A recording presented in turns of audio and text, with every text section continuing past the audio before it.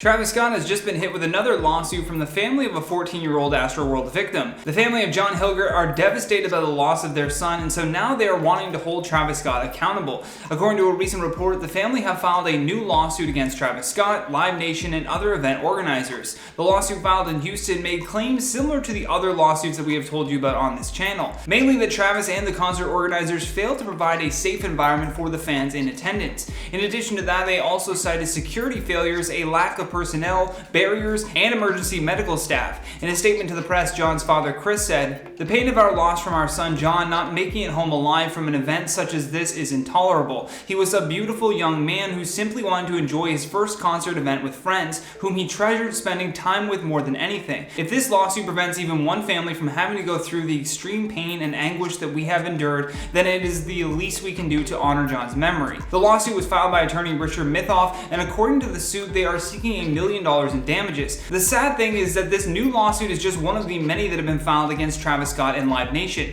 I mean, one filing is seeking $2 billion in damages, and another is asking for $750 million in damages. Plus, within just that one, there are hundreds of alleged victims, whether it involves physical injuries or mental. 14-year-old John Hilgert was one of the 10 that lost their life at Astroworld, and with these lawsuits mounting up, authorities are under a lot of pressure to figure out what exactly happened here and who is to blame for all of this. A source close to Travis has repeatedly told the media that Scott had no idea the extent of what was going on in the crowd while he was performing. Plus, like we've told you before, with how medics were being split up during the show, there was an obvious breakdown in communication at some point.